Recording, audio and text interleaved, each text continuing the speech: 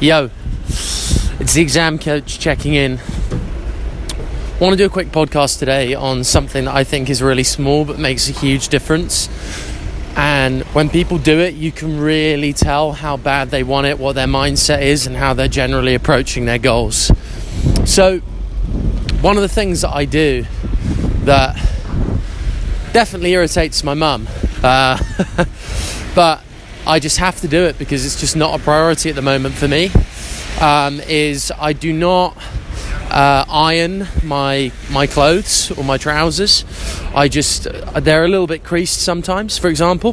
The other thing I do is I prep all my meals in advance, so I don't cook every night. I do one shop a week, and it's just all to free up time efficiency.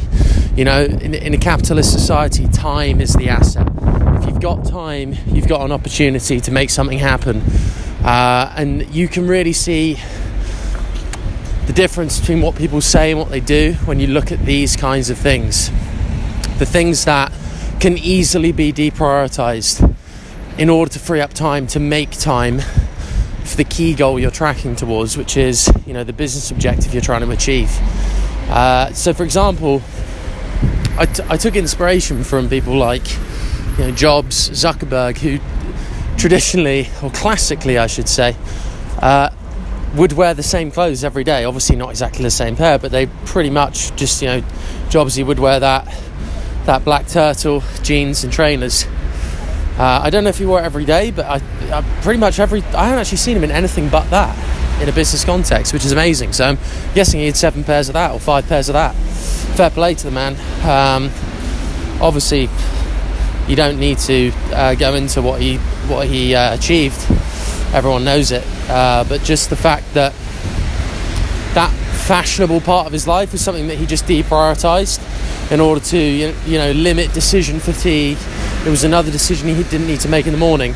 I'm not like that. I'm wearing different clothes each day, but I'm doing things that, and to be honest, I can make that decision in a split second. If I really wanted up my efficiency, yeah, I'd just wear one set of clothes, which would be cracking. But we'll have to see. I might do that one day, I don't know.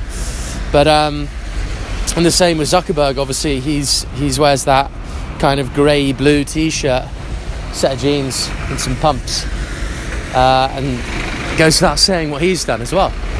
So that's just something that I think people need to think about. The minutiae, the small tasks, the cooking, the cleaning, the folding and ironing of clothes.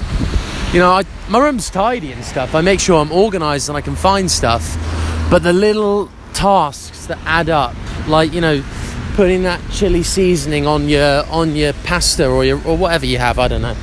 Just for me, I just go basics, just utterly functional. In terms of how I'm eating, what I'm eating. I'll eat my food cold if I have to, if it's quicker. You know, for example, I'll come home at night, and the people I'm living with at the moment are great. They're Italians, they're awesome.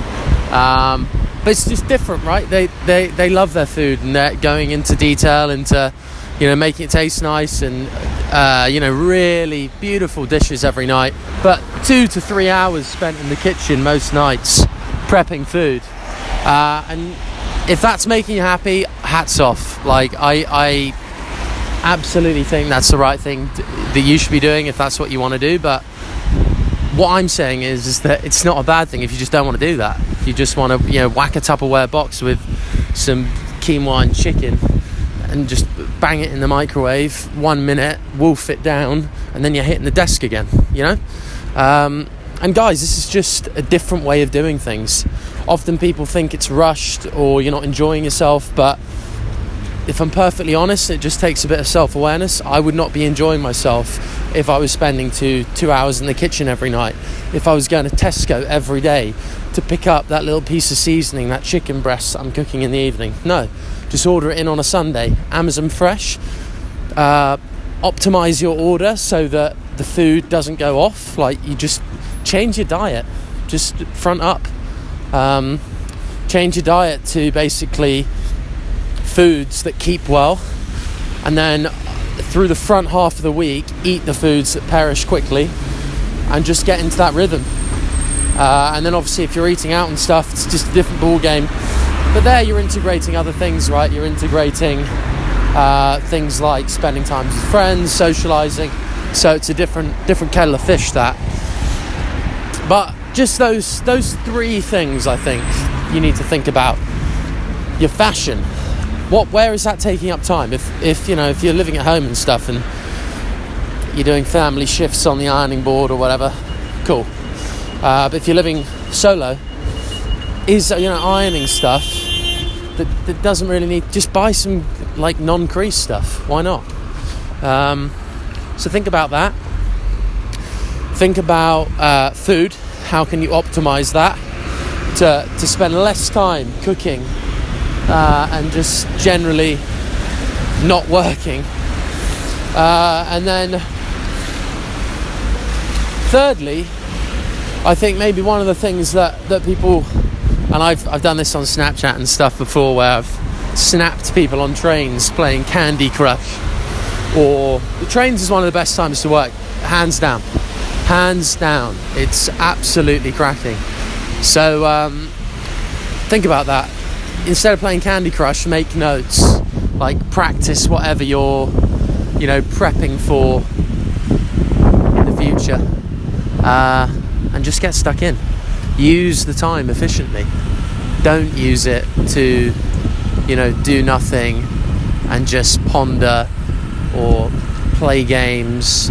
If that's not what you want to do, if you want to achieve something long term, you got to use that time. Map out the next steps for what you're going to do. Map out the business plan again. Think about a new idea that you could bring in, and it could move the dial forward a bit. Anyway, I'm going to check out. Have a good one.